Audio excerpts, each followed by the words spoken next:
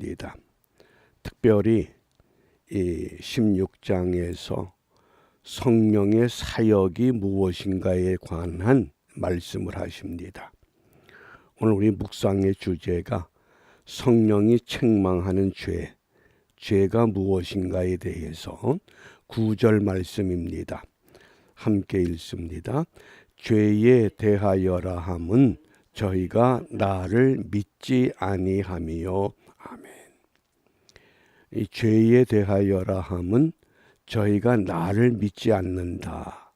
유대인들이 메시아를 기다리면서 메시아로 오신 예수님을 영접하지 않는 것, 이것이 죄라고 말씀하십니다. 이것을 이제 확대하게 되면 오늘날 예수 그리스도를 구세주로 믿지 않는 것, 그것이 모든 죄악의 근본이라고 정의를 하겠습니다. 그러므로 불신앙이 모든 죄의 근원이다. 세상에서는 죄를 도덕적인 기준으로 이야기합니다. 그러나 오늘 성경은 이 도덕적인 것이 죄가 아니라 종교적인 것, 신앙적인 것, 예수님이 기준입니다. 예수를 믿느냐, 믿지 않느냐. 그래서 예수를 믿지 않는 죄가 가장 무서운 죄라고 결론을 맺습니다. 또 마가복음 16장 16절입니다. 믿지 않는 결과가 무엇인가? 믿고 세례를 받는 사람은 구원을 얻을 것이요. 믿고 세례를 받는 사람은 구원을 얻을 것이요. 믿지 않는 사람은, 예수님을 구세주로 영접하지 않는 사람은 정죄를 받으리라. 다른 말로 말하면 이미 심판을 받았다, 그 뜻입니다. 불신앙은 이미 심판받았습니다. 그러나 마지막 최후의 심판이 남아 있다고 말씀을 합니다. 이 죄에 대해서 누가 이렇게 책망하는가? 그것이 보혜사 성령의 사역이라고 하는 겁니다. 요한복음에서 성령의 사역을 크게 두 가지로 말씀을 합니다. 그 두 번째 사역이 오늘 16장 8절입니다. 그가 와서, 여기 그는 보혜사를 말합니다. 보혜사 성령이 와서 죄에 대하여, 의에 대하여, 심판에 대하여 세상을 책망하시리라. 이 세상은 세 가지로 잡혀 있습니다. 죄와 의와 심판에 대해서. 그래서 책망한다고 하는 이 단어가 증명한다 또는 견책한다, 그런 뜻입니다. 그러면 좀 더 우리가 이 구체적으로 이 말씀을 살펴보겠습니다. 요한복음에서 말씀하는 성령의 첫 번째 사역은 14장 26절입니다. 함께 읽습니다. 보혜사 곧 아버지께서 내 이름으로 보내실 성령, 그가 너희에게 모든 것을 가르치시고 내가 너희에게 말한 모든 것을 생각나게 하시리라. 아멘. 성령의 사역 가운데 가장 기본된 게 모든 것을 가르치시고 모든 것을 생각나게 하신다. 제가 그 어렸을 때 부흥사 또는 여러 목사님들이 은혜를 받으면 머리가 좋아진다, 그런 설교를 자주 했습니다. 제가 이제 신학을 공부하고 목회자가 된 후에 머리가 좋아지는 것이 아니다. 바로 이 말씀이 근거가 되는 겁니다. 성령께서 모든 것을 가르쳐 주시고 이미 배웠던 것, 읽었던 것, 아는 것들을 적재적소에 생각나게 하시기 때문에 지혜롭게 사는 겁니다. 머리가 좋아지는 건 아닙니다. 우리가 이런 의미를 말씀을 근거로 해서 정확하게 이해할 수 있기를 바랍니다. 이 보혜사 성령의 첫 번째 사역, 모든 것을 가르치시고 모든 것을 생각나게 하십니다. 그리고 두 번째 사역이 책망의 사역입니다. 무엇을 책망하느냐? 세 가지입니다. 죄와 의와 심판에 대한 책망입니다. 좀 더 이제 우리가 그 말씀을 죄라고 하는 것. 죄를 짓는 주체는 사람입니다. 그러나 의의 주체는 사람이 아닙니다. 유대인들은 율법을 내가 지킴으로 내가 의로워질 수 있다고 가르칩니다. 사람은 의로울 수가 없습니다. 왜? 의의 주체는 오직 예수님밖에 없습니다. 이게 명확하게 구분되어야 합니다. 그래서 어떤 죄를 책망하시느냐? 9절 말씀에 보면 저희가 나를 믿지 않는 것, 예수를 믿지 않는 것에 대한 책망입니다. 이것이 죄에 대한 책망입니다. 예수를 믿느냐 믿지 않느냐. 그런데 우리는 기준이 예수가 아닌 것들이 너무 많습니다. 그래서 그런 예수 기준이 안 되는 것 가지고 왈가불가할 것이 아니라 가장 중요한 것, 예수 그리스도를 구세주로 영접하느냐 영접하지 않느냐, 믿느냐 믿지 못하느냐, 이것을 우리가 가장 중요하게 판단해야 합니다. 그게 죄입니다. 그 다음에 두 번째 의입니다. 의는 뭡니까? 10절 말씀에 보면 의에 대하여라 함은 내가 아버지께로 가니, 아버지께로 갈 수 있는 의, 그건 뭡니까? 예수님이 죄가 없다고 하는 것을 말씀합니다. 그래서 유대인들은 율법의 의를 강조했습니다. 그런데 또 세상은 자기 의를 강조합니다. 내가 이렇게 살았기 때문에, 이만큼 했기 때문에, 이만큼 봉사했기 때문에, 그거 다 사람이 기준되는 겁니다. 의의 기준은 예수님밖에 없습니다. 죄는 예수님을 믿지 않는 불신앙이 죄를 말합니다. 의는 예수님밖에 없다는 겁니다. 그 다음에 세 번째, 심판에 대해서 책망하십니다. 심판은 뭡니까? 세상 임금에 대한 심판이다 그랬습니다. 세상 임금이 누굽니까? 공중 권세 잡은 자, 어두움의 주관자. 그러니까 예수님께서 십자가 위에서 다 이루었다 이렇게 외치셨을 때에 이미 이 세상은 심판받았습니다. 죄의 결과는 사망입니다. 예수님께서 죽으셨다가 다시 살아나심으로 말미암아 이 세상이 심판의 권한을 상실해 버린 겁니다. 왜? 세상은 죽이려고 하지만은 우리 주님은 다시 살아나십니다. 그것이 예수님의 부활로 인해서 이미 심판을 받은 겁니다. 그래서 이 세상이 예수님이 이 땅에 오심으로 인해서 다시 오실 때까지 이게 마지막 때입니다. 이 마지막 때에 우리가 지금 살아가고 있습니다.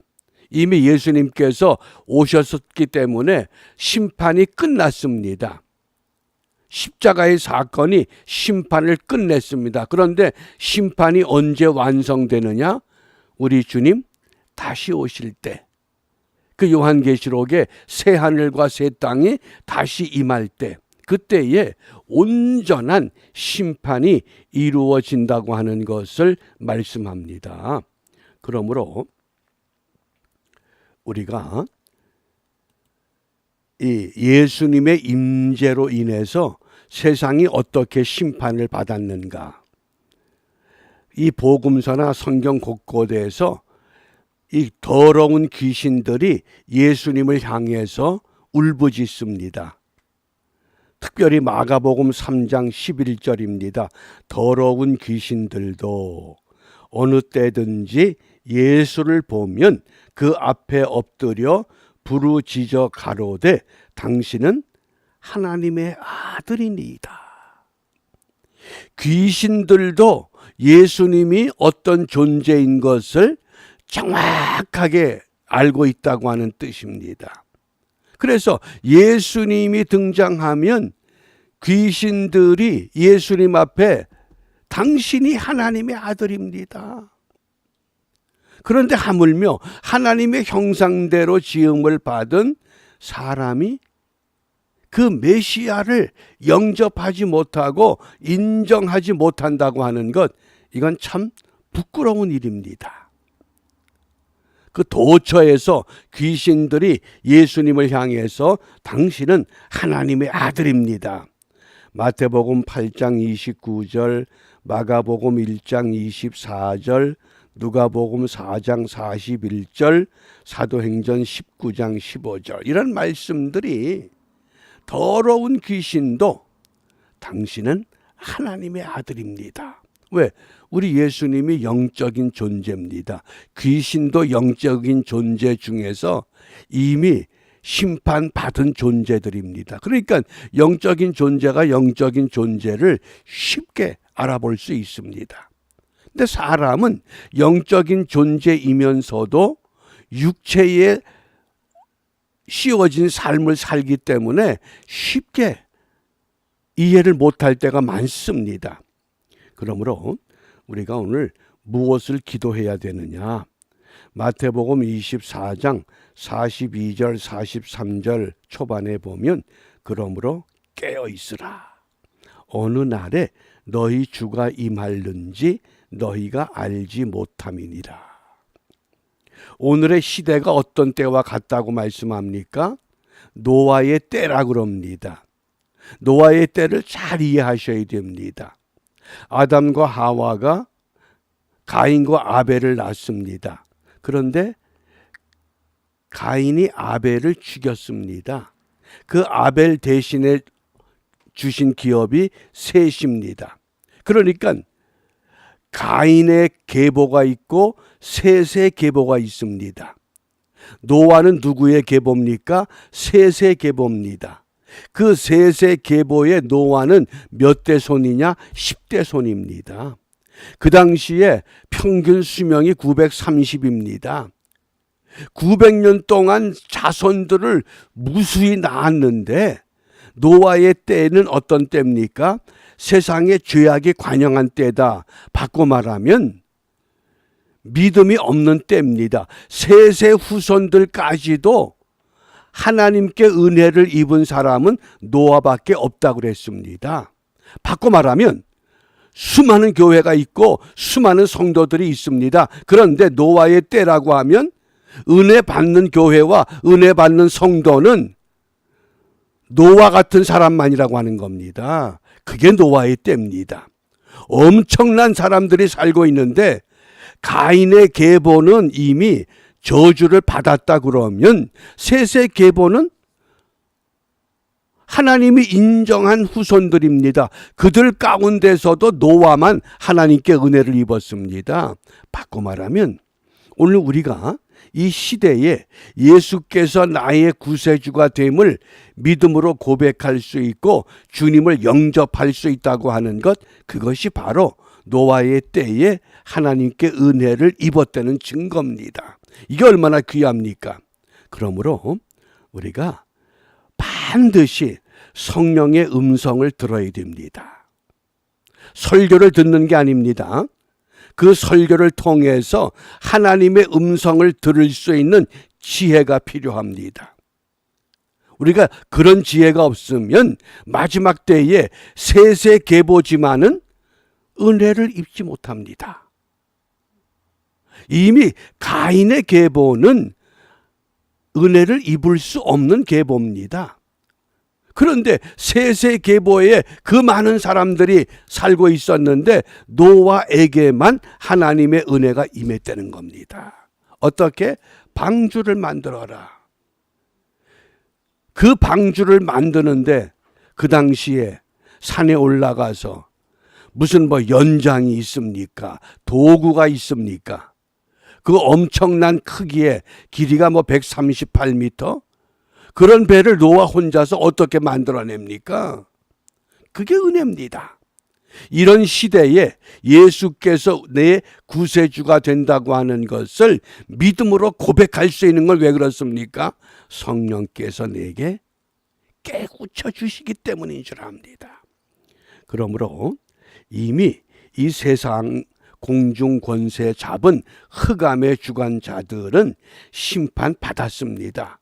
그런데 마지막 어떻게 심판하시냐? 요한계시록 20장 20절에 보면 미혹하는 마귀가 불과 유황 못에 던지우니 거기는 그 짐승과 거짓 선지자도 있어. 짐승만 있는 것이 아니라 거짓 선지자도 있어 세세토록 밤낮 괴로움을 받게 된다고 말씀합니다. 그러므로 오늘 우리가 이 혼돈의 시대에 종교 다원화라고 하는 참 변칙된 진리들이 우리를 흔들어대는 이때에 성령의 음성, 그 세미한 음성을 똑바로 듣고 바로 분별해서 오늘 이 노아의 때에 하나님의 은혜를 입는 노아처럼 오늘도 우리가 하나님의 은혜를 입는 믿음의 사람으로 든든하게 세워지시기를 주님의 이름으로 축복합니다. 기도합니다. 은혜가 풍성하신 하나님, 많은 사람들 가운데 노아에게 은혜를 주셔서 노아를 비롯한 8 식구가 방주에 들어갈 수 있게 하셨던 것처럼 오늘날도 많은 사람들이 살고 있고 많은 교회가 있고 많은 성도들이 있습니다. 그 가운데서 은혜를 입는 교회, 은혜를 입는 성도들로 저희들을 불러주셨음을 감사합니다. 이 은혜를 힘입어 오늘도 우리 삶의 자리에서 주님이 내게 맡겨주신 믿음의 본분 노아처럼 묵묵하게 겸손하게 인내함으로 잘 감당하여 승리의 삶을 이루어낼 수 있도록 도와주시옵소서. 이러한 은혜가 우리에게 임하게 될 것을 주님이 가르쳐 주신 기도로 함께 기도합니다. 하늘에 계신 우리 아버지, 아버지의 이름을 거룩하게 하시며 아버지의 나라가 오게 하시며 아버지의 뜻이 하늘에서와 같이 땅에서도 이루어지게 하소서. 오늘 우리에게 일용할 양식을 주시고 우리가 우리에게 잘못한 사람을 용서하여 준 것 같이 우리 죄를 용서하여 주시고 우리를 시험에 빠지지 않게 하시고 악에서 구하소서. 나라와 권능과 영광이 영원히 아버지의 것입니다. 아멘.